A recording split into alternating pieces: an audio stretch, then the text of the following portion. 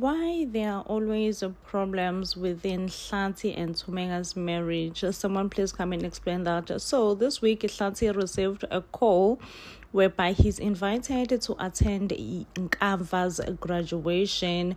And I don't know, to me it does seems like Uhlati really is putting Tumenga's feelings, because he's like, no, we cannot attend this graduation because it may bring back old wounds that we all think that they have healed, But Utumega is like, no, I'm good and strong to go and attend my son's graduation. Listen, I do not have a problem with attending my son's graduation. But then Utumega started to take Nkamva's picture and talking to Nkamva as if Nkamva is here, or as if Nkamva will actually be present on that graduation day. He will be the one who will be collecting his degree. And for some reason, Uhlati started to feel sorry for Utumega and her mental health, thinking, no, this cannot be a good thing for Tums. It can really take her back to depression. I'm like, is Hlatsi being content? I'm not sure. Anyway, now they're having dinner, and Tumega and Linkamva are talking about the graduation. Tumega is even talking about getting more tickets to invite more family members. And for some reason, Hlanti got annoyed and be like, listen up, no one is going to attend that graduation party, not under my watch. Well, Uhlati, he always have controlling tendencies, and that's one thing we know about him. He's like, I am the man of this house, and what I say goes. So therefore, as long as I am still the man of this house, I say no one, absolutely no one will attend the graduation party without my consent. No one is going there. And I'm just like, why every time I feel like Tumega and Hlanti's relationship is improving, it goes back? I feel like the relationship is improving, it goes back. Like, what? These two, I don't think they were made for this marriage thing. Meanwhile, we were about to witness the biggest argument between Lazarus and Tumega, and Zolega, because they are disagreeing on taking Luantle's offer. Honestly, I'm team Tumega on this one. I'm just like I just cannot believe that Luantle is willing to go through this length just so that he can or just so that he can betray his dad. I'm like, wow, Luantle must be one of the most heartless child to ever exist. It's one thing to be angry at your parent, it's another to just completely want to go off board and make sure that you totally betray and backstab your parent. Luantle. Inimba this week, we are going to experience Hlanti's anger once again. I really don't understand what is Hlanti and Tumega fighting about this time around, because it seems like they have made peace with Zethu and Xolani's relationship. They are willing to move forward. They do not want the relationship between Zethu and Xolani to divide the family, and they are willing to work with Xolani's parents. But this week, what we saw, Hlanti shouting and yelling and saying he is the man of the house, and whatever that he says, it goes. It's got Younger scared, okay? Now, was ungrateful Luantle? Let's talk about Luantle's ungratefulness. Honestly, Luantle going and approaching Khusela Lazarus that he wants to sell his shares from Zondo Tech as another level of ungratefulness. He says that he wants his father, Signy Zondo, to feel another next level of being betrayed. And I'm like, honestly, at this point, I am so confused. What did Zondo, or rather Signy Zondo, do to Luantle? Like, what? Okay? Because it's not even Signy who organized the thugs in prison to beat up Luantle. Like, Luantle is an ungrateful, spoiled breast. But, I feel like Signy deserves it in a way, because Signy also has let Mawetu down. Mawetu desperately wanted Zondo Tech shares, but Signy was not coming into the party. He was like, no, you're never going to get these shares, this, that, and the other thing. And that has deeply wounded Umawethu. Even when Umawethu finds out that Lwandle now have shares, you could tell that he was sad. He went and confided in his girlfriend that, hey, this is happening and this is not happening. But it does seem like Mawethu's girlfriend will then find out that Lwandle is selling his shares to Lazarus. One thing about Mawethu's girlfriend, she can separate work and pleasure. I love that girl for that, okay? It's never easy to separate work and pleasure. And when I bet you, she will not tell Mawethu that she have this information about Lwandle selling his shares to Lazarus. Now, Dzoleka is not keen to the idea of Lwandle coming back to work for Khosela Tech, because what Lwandle wants is to come back and work for Khosela Tech whilst he has sold his Zondo shares. But it seems like Lazarus enjoys the control. He will definitely find pleasure in making sure that Signy Zondo regrets, or rather he owns parts of Signy Zondo's company. Things are about to be shaky. Dzoleka is not keen to the idea, and Lazarus is like, with all the respect, ma'am, this is not your decision alone. I, as the owner of the company, have made a decision that I will take Lwandle back to the Khosela Tech. Yeah, guys, like I don't know. I feel like Lwandle is ungrateful, but I cannot wait for Signy to actually be pissed off by what Lwandle, the betrayal that Lwandle is planning for him. I'm just like, okay, I cannot wait for this. Also, I don't know how will Mawethu feel. Will he be laughing as well when he finds out, oh yeah, look what your beloved son has done to you. Yeah, guys, a lot is happening on Enyimba this week. Also, we are set to experience a wedding of the century. When is this wedding coming? Sana Dzoleka is back on Enyimba, and being a boss babe that she is already rubbing shoulders with Uqhawekazi. Now, of course, Uqhawe felt a bit entitled to be the manager of Linkamva Projects since it was her idea. Dzoleka feels like Uqhawe still needs a room to grow a bit, be a bit matured, be wise up when it comes to a business. Of course, Uqhawe feels a bit offended by this. Like, what do you mean? I came with this idea to begin with. And Dzoleka's like, it's not the same thing, babe. It is not the same thing, okay? And yeah, it seems like Uqhawe is just still a bit sore at home, and Dzoleka had to just put her straight. Now, guys, I also heard that it will be Dzoleka's rehearsal wedding dinner this Friday. Sana uyachata uZoleka. Now, we have Uzethu, who is back from her leave. And at her surprise, she found out that Lwandle is also back in the company. And this is Signy saying, listen, baby girl, you either have to find a way to work with Lwandle or leave. And we know that Uzethu doesn't have a choice to leave. I mean, she have a baby on the way. She will leave and go where exactly?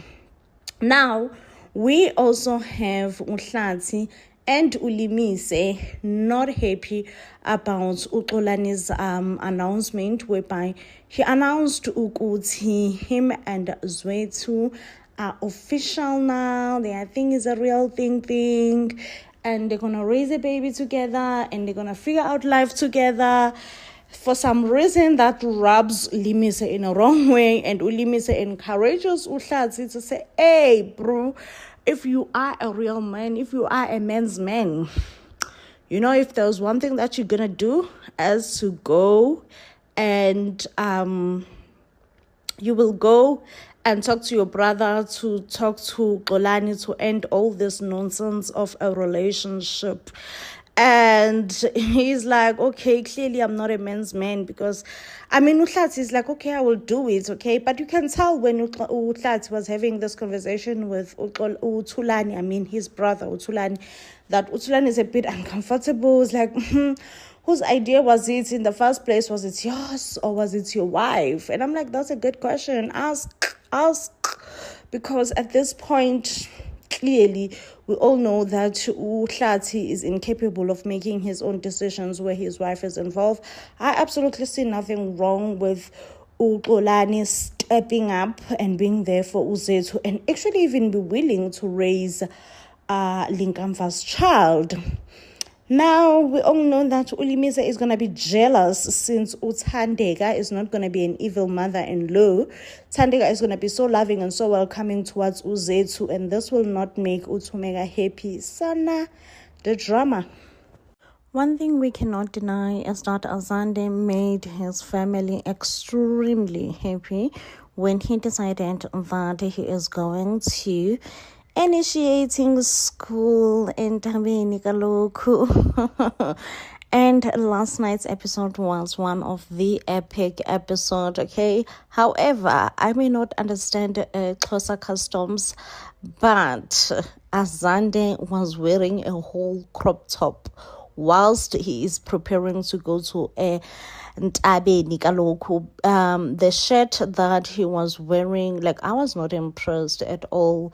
And I was under the impression that when Xhosa men come back from Ntabeni, they would be wearing, I don't know, Xhosa attire maybe. I don't know. Nomncwazi kaloku sana. Umncwazi is very important, even though I am not Xhosa myself. But honestly, I am not impressed about what Azande was wearing whilst preparing to go to Ntabeni, a whole skinny jean and a crop top. Like, we could see umkhaba wakhe. I'm just like, Azande. I refuse to believe that this is acceptable within the Xhosas. Anyway, Zolenga is finally back. Her baby girl Utsenjekri and made her exit. Listen, Ustribo truly did Mrs. Uzolega meant to say, because that kiss was disrespectful. Sana. In front of the elders. No, they could have waited until they are together in the room.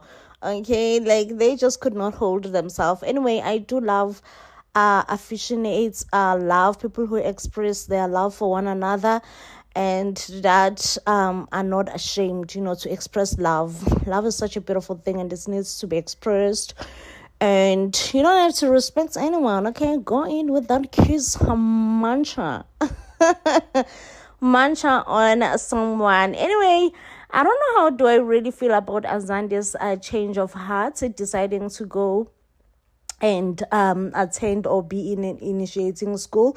Azande was introduced to us as a super stubborn Makazi's son, but now he's soft, and I think he wants to blend in with the family. And perhaps he sees that the best way he could ever possibly blend in with the family is to go to the initiating school, which I do think is the best thing for him, because at some point I did feel like him makes him to be like a bit insecure. Okay. Also, I thought that Azande akolukanga traditionally, but he went to a doctor. I didn't know. Good see, like, at all. Sana, surprising.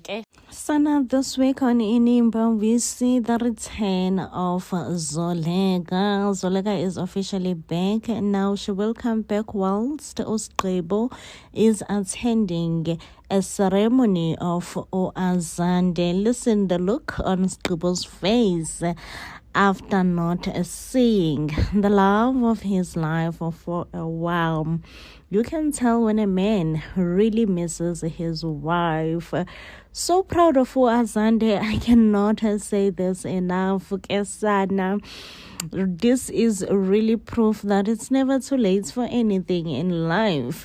Azande was mocked and made fun of for so many years. And right now, he is deciding to take a stand and say enough is enough by being mocked. He is going to initiating a school, and I am extremely happy for him because he made the right decisions. Now we get to see that also Lwandle will decide to face the Mabandla family and come and apologize. We don't know how will his apology be received by the Mabandla family, but it clearly shows that it will trigger Uyanga. Poor Yanga has just been through so much and she deserves a break. Okay, a lot has been happening in her life right now. I'm like, okay, let's give Yanga some break right now. Let's give Yanga a huge break. But here comes Lwandle, whom wants to apologize and perhaps clear his conscience over what happened that day, especially because he took a crucial decision to leave the scene and not be part of it. Oh, Yanga, my babe, ziyakukhalela ngoku. And you have definitely forgotten that you were thanking him for being gentle. Anyway, I do sympathize with Yanga, especially because she says she does not remember what happened. You know, she feels like it was blocked out. She does not remember much. And she insists that really nothing happened beyond a kiss. And honestly, I do believe her, you know. And even Udabs suggest that Yanga could have been drugged on that day. But also when you look at Somala, you're like, does he have it in him to drug someone, you know? Like, it's not really convincing that he have it in him to drug someone. But when Yanga says, listen, I am innocent, I did not do this, I honestly do believe Uyanga. But yeah, it seems like right now, this is not Yanga's year. It's definitely not Yanga's year. She has been nothing but a problematic child. I guess it has to do with being a teenager. Firstly, she was acting up, you know, when her parents were going through a divorce. Now, this happened on her matric dance. Now, Somala coming to Yanga's house to explain her side of the story was kind of foolish of him, I must say. I give him stupidity, foolishness, because I'm like, baby, why would you do that? You know, why would you come to Yanga's house to explain? What are you explaining exactly? But it does seem like Brother Justice will not take it easy as soon as he finds out that his son was given some feast, you know, by the Mabandla family. So I don't know if he will open the case, but something in me tells me that Brother Justice will most likely open the case because Hlazi being Hlazi, he will also fight with Brother Justice and be like, hey, now kwakho andikoyi kisana. We all know how Hlazi is. Sana, I feel sorry for Yanga, like I really do. We all know how it feels like to be a teenager, especially when you turn 18 and it's a matric dance. You finally feel like, oh, I'm an adult. I've been waiting to be an adult my whole life. So honestly, I understand that Yanga made a mistake and probably trusted wrong people. It happens when you are young, you know, it really does happen. But I really do feel sorry for the hard time that she is getting from her parents, Yanga, and everybody else, you know. I must say that I am very grateful that I'm not from a Mabandla family or a family that is like the Mabandlas. Listen, if something happened, you know, your parents should discuss it with you, not the Mabandlas. They will always call a family meeting on you. Your auntie will be there. Your uncle will be there. your grandmother, like everyone will be there. Like that's just so embarrassing on its own. But yeah, I am like, oh, you guys are giving Yang a hard time. At this point, she really does need a huge hug and someone who will say, you know what,